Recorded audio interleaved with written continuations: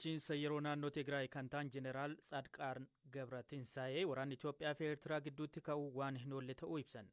Waraanichi eegale taananis kaartaan biyyoota akka jijjiiramuu fi waraanichillee haala yaadamuun xumuramuu akka dhabu eeran hiikaa fi tasaa waan asirraa hafe isinitti hima.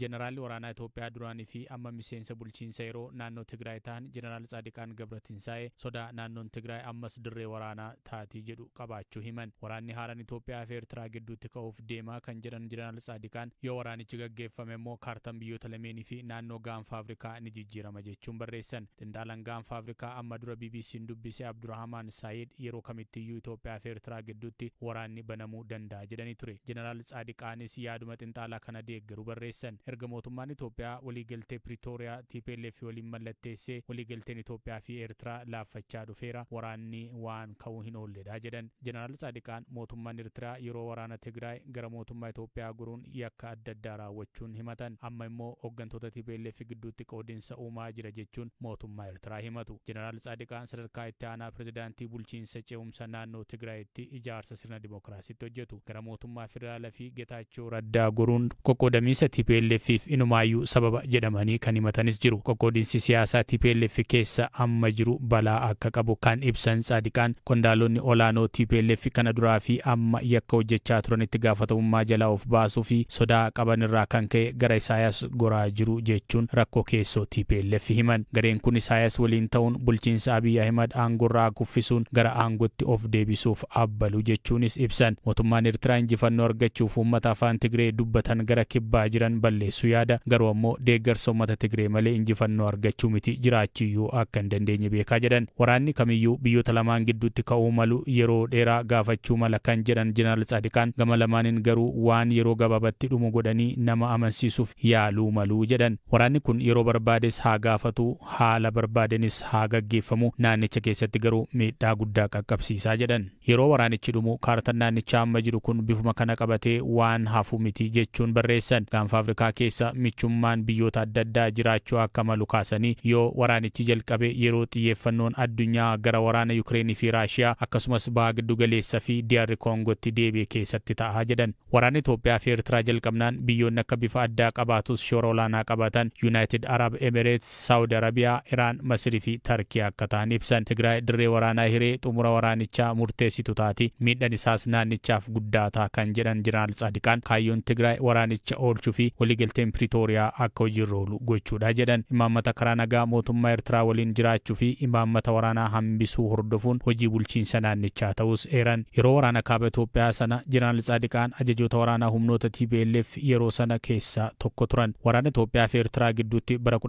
1998 hanga 2000 gaggeeffame irrattis ajajaa waraana Itoophiyaa ta'uun dursaniiru. Modeelii fi beeksisawwan adda addaa hojjechuun kan beekamtu kaadhimaan artiist Andu'aalam Gosaa Qananii Addunyaa du'aan addunyaarraa boqatteetti. Qananii Addunyaa waggoota lamaan darbaniif weellisaa Andu'aalam waliin kan jiraattu ta'uu fi mana isaanii appaartaamaa naannoo Boolee Arraabsaa jirurraa kibxata barii kuftee lubbuun darbu maneejarri weellisaa Andu'aalam Lalisaa Indiris BBC'tti himeera. Hangammaatti wanti nuti beeknu barii toora isaatii 11tti yeroo dhiyaatutti bilbilame natti himan Qananiin miidhamteetti hospitaala galteetti natti nu qaqqabinaan jedhanii akka ani immoo baallii Booranaa irratti gadaa Booranaa irratti hirmaachuuf gara Booranaa deemeen ture. Reefuun gara Finfinneetti deemaa jira bakka sanatti argamuu hin dandeenyeen ture. Odeeffannoo aga ammaatti jiruun egaa mana isaanii mana jireenyaa isaaniirraa gamoo 5ffaarraati. Akkamiin akka isheen kuftee fi maal akka isheen taate qorannootu godhamaa jira. Akka ammatti dhageenyetti immoo gamoorraa of darbachuu isheeti. Sababa maaliif akka of darbattee sababa maaliitiif akka murtee kana murteessite garuu wanti qabatamaan nuti beeknu yookaan dhageenye hin jiru jechuudha. Mana eessatti argamudha? Mana dhuunfaa appaartaamaadha moo mana? Manni isaanii Saanshayinii dudduubadha naannoo Arraabsaati. Achi galuu achi jiraatu waggoota tokko oliif mana isaan keessa jiraachaa jiranidha. Nagaadhumaan akka isaan dabarsaniin quba qabaa kaleessa. Andu'aalamii fi isheen gaa'ilaan waliin jiraachaa jiru moo? Ammaa fi akkam ishee gara fuulduraatti gaa'ila godhachuuf yeroo dhiyootti gaa'ila isaanii raawwachuu fi qophiirra jiru sirriitti hin beeka. Haala gaariitiin illee itti adeemaa jiru waan hundumaayyuu kanatu dursee kana isaa dura garuu kaadhimaama walii ta'anii namoota waliin jiraatanii garuu gaa'ila godhatanii ofiishaalii gochuu fi sochiirra turanii jechuudha. Tole hammamiif waliin jiraachaa turanii? almost kana jedhee qabatamaan waggoota isaatti himuun beeku ani garuu kan hin beeku yoo xiqqaate waggoota lamaan kana wajjin jiraachuu isaanii nan beeka. Andu'aalem kilaba akka hojjetu hojii kilaboota adda addaa keessatti akka hojjetu hin beekna tarii guyyaa kaleessaa waliin dabarsaa turan. Andu'aalem albeema isaa erga gadhiisee kilabii hojjechuu dhaabee jira. Qophii guutuyyuu kan taasisaa jirru konsertii albeemichaati. Albeemichi ji'oota 6 erga dhaggeeffatame sagantaa tuurii qabna turre konsertii. Biyya keessattis biyya alaattis sanaaf qophii irra jirra turre. Raasee entertainmentii dhaabbata jedhamu kan Andu'aalem mataasaa kan Qananiin hoogganamu jechuudha. Kan dhaabbata sanaatti waan hunda tuttumurree sochiitti jirra konsertii geggeessuu fi haaluma gaariitiin sochii irra turre. Biyya keessattis biyya alaatti. Tole egaa akkuma quba qabaattu tarii miidiyaa hawaasaa irratti wantoota adda addaatu adeemaa jira.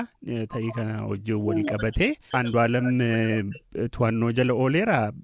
Akka seera biyya kanaatti egaa ni beektaa namni kamiyyuu yoo ajjeeses haa ta'u namni ajjeeses haa ta'u namni ajjeefamee tasa argames namni dursee argame to'annoo seeraa osoo hin taane qorannaaf jecha kennuuf ni qabama. Andu'aalemiinis yeroo ammaa kanatti isatu mana ishee geessee mana yaalaas erga turanii booda poolisiin jecha irraa fuudhuudhaaf Andu'aalemiin fudhataniiru. Odeeffannoon dogoggoraa maatii isaa waliin maal jedhu odeeffannoo dogoggoraati odeeffannoo sobaati. Andu'aalemiin fuudhanii jecha irraa fuudhaniiru. Maal akka itti aanee ta'u immoo walumaan ilaalla. Hidhame jedhanii garuu hagammaatti waan nutti himan qabanii jecha irraa fuudhuuf fuune jecha sa'aatota murtaa'ee fi nu bira ture jecha nu kennaa jedhanii qorataa eegaa turanii. Amma qorataan dhufeera qorannoo irra jira jechuudha. Kanaaf isaa qaamolee seeraa wajjiniin jira ammaaf jennee fudhachuu dandeenya. Eeyyee. Tole. Qananii Addunyaa Yuunivarsiitii Arbaa Minch mana barnoota injiinaringii irraa digirii jalqabaan kan eebbifamte yoo ta'u ergasii hojii moodeelingii fi beeksisa adda addaan miidiyaa hawaasaa gubbaatti beekamti.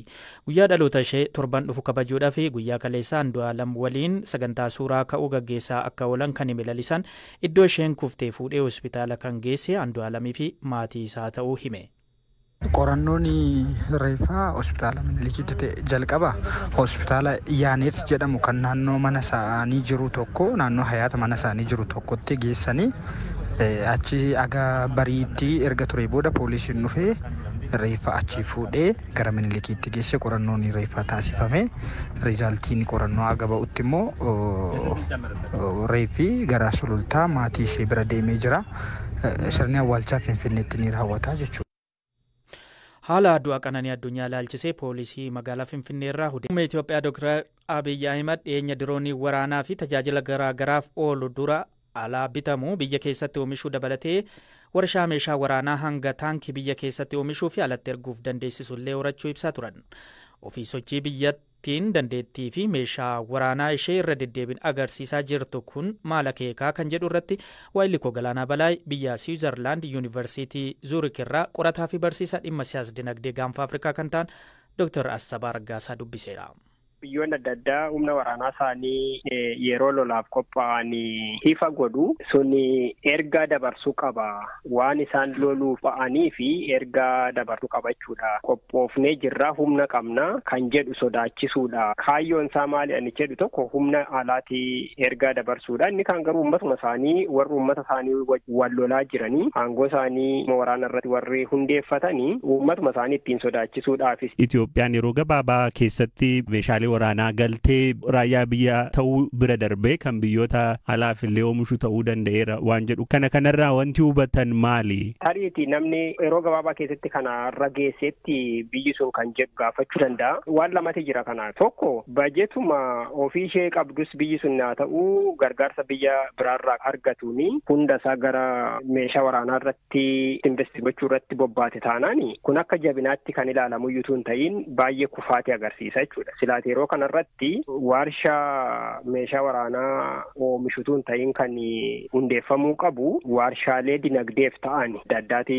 hundeeffamuu qaba ture sanadha kan jabina mootummaa tokko agarsiisa. Haala amma jiruun Itoophiyaadhaaf teknooloojiin meeshaa waraanaa ammayyaa oomishu biyya keessa jiraachuun barbaachisaa miti yaada jedhu qabdu haala qabatamaa amma jiruun. Biyyi kamiyyuu meeshaa waraanaatiin of dandeessee yoo balaan ta'e kamiyyuu itti aggaama ta'e irraa ofirraa ittisu mirga isheedha. Sanaaf qopheessuun barbaachisaadha. Itoophiyaadhaaf yeroo kanarratti kan barbaachisu kan immoo dursa ta'ee jiru warshaalee dinagdeef ta'anii qonnaadhaaf kan ta'u manneen barnootaa, manneen fayyaa hin beekna biyya keenya keessatti namni waan biraallee osoo hin taane busaadhaan nama meeqaan meeqatu akka dhumaa jiru akka dhumaa ture hin beekna. Piraayoritiin kan ta'uu malisa kanadha. Tokko kana lammeffaanii yaaddoo waa'ee waraanaa nuun amma odeessinu kana keessatti biyyi kamiyyuu addunyaa kanarratti karaa waraanaatiin nagaa kan argattee hin jirtu. Karaa nagaatiin nagaan dhufa malee jechuudha. Karaa nagaatiin isaa ta'u karaa biraatiin Itoophiyaan handaara galaanaa qabaachuun waan hin oolle waan jedhu hin dhadhaga'ama. Tarii Itoophiyaan Eertiraa irratti fedha ishee kana guutuudhaaf jecha duula geggeessuu yaadaa jirti jedhanii namoonni akka yaadan fa'aa waan karra saaqinatti fakkaata. Isin wanti kun isinitti mul'ata? Duulaan galaanaa dirqamaan biyya biraa weeraranii duulaa galaanaa argachuun akkuma seera addunyaa irratti dhorkaadha jechuun seeraan ala ta'a. Biyyoonni kamiyyuu waraanatti yoo seenanii waa tokko argachuuf lafa ta'e tokko argachuuf jedhanii waraanatti yoo seenanii dhumaatii hamaan akka ta'aa jiru addunyaa irratti argaa jirra. Eertiriyaan yoo isheen dantaa Itoophiyaa keessa akkuma amma seenaa jirti jedhamu dura kan isheen seente mootummaa Itoophiyaatu afeerennaanii tumarraanii naannoo Tigraay akka isheen waraantu godhanii ammas immoo lafa baay'ee qabattee ma jirti naannoo sanarraati. Erga kana wal dhabaniiti humna kana itti agarsiifachuu fi kan maludha. Kanaan dhaqaniiti ulaa galaanaa argatu jedhee tarii sodaachisumaa fi waan ta'uu danda'udha. Sochiiwwan tibbana daawwanni kunniin ergaan isaan qaamolee biyya ala jiraniif dabarsan caala qaamoleedhuma biyya keessa jiraniif ergaa dhaamantu irra olaanaadha jettanii amantuuf. Mootummaan sun kan inni ittiin agarsiisaas jiru humna waraanaatiin uummata warra isa mormu qaamolee warra mormanii cabsuudha. Meeshaalee kanas kanuma argine dirooniin jalqaba irratti kan isaan dhimma itti ba'anii lola biyya alaatii dhufe yookaan immoo humna biyya alaatii dhufe tun taane uummatuma biyya isaanii lammiima sana irrattidha kan fayyadame. Lixa Oromiyaa irratti argaa turree Tigraay keessatti argaa turree naannoo Amaaraattis darbee akka jiru dhimma dhageenya akka dhimma itti ba'aa jiranii diroonii yoo fudhanne. Meeshaan isaan amma kana hojjenne jedhan kunis uummatuma isaanii ittiin xiqqoo isheen nu mormuu danda'a jedhanii yoo yaadanii sana ittiin cabsuudha. Ammoo gara fuulduraatti kan dhufaa jiru waa'een filannoo sin odeeffamaa yeroon isaanii dhiyaataa jira waan ta'eef amni kamiyyuu nu morma taanaan warra hidhatee bosona jiru qofa hin taane uummatumti nagaan illee karaa nagaatiin yoo mormuu barbaada ta'e wantoota akkanaa kana qophoofnee jirra. Snaayiperii qabna jechuun hiriirumti nagaayyuu geggeeffamuu hin danda'u maaliif funaanuu dandeenya kan jedhudha ergaan inni dabarsuu barbaadu jechuudha. Karaa biraa garuu Eertiraas haa ta'u qaama biraa alaatii irratti of agarsiisuudhaafis dhimma lamaan kanaaf ergaa sana dabarfachuu barbaade. Ashama kabajamtoota daawwattoota keenya akkuma beekamu oduu ijoo guyyaa irraatiif qabannee akkuma dhageessan kan BBC Afaan Oromoo dhageessan kana itti aansuudhaan oduu ijoo torbee kanaa kan qabannee isin dhiyaannu ta'a. Akkuma beekamu biyyoonni yeroo ammaa dorgommii addunyaa jirtu kana keessatti Raashiyaan Vaandaamin Puutiniin dhaabbata Biriks irratti uummata biyyoota Afrikaa irraa biyya diddabiyaamuudhaan achi kan jiranidha. Kanarratti immoo hooggantoonni Afrikaa lama kanneen wal lolaa jiran Piraayim Ministeerri Itoophiyaa Abiy Ahmedii fi Pireezidaantiin Ijiipti Abdul Fattah al-Siisiin fuulatti Raashiyaa kanatti wal arganii jiranii. Sababa kanaan Puutiniin rakkoo kana gama nagaan gama mariitti xumuruu hin dandeenya jedhaa jira. Kanaaf yeroo ammaa kanatti isaanillee ibsa miidiyaadhaaf kennaniif turanii ammaan dura. Kanaaf yeroo ammaa kanatti Puutinillee Abiyyi gargaaraa waan jiruuf waan achi argamu kan harkaan ta'a walgahii guyyaa lama akkatti fufuudhaaf jechee jiranii. Gamanumaanuu warreen nu dhaggeeffattan like, share, subscribe godhuun yaada keessan nu barreessaa komentii kana yaadni keessan hamilee nu fannaa isiniin jenna. Galatooma.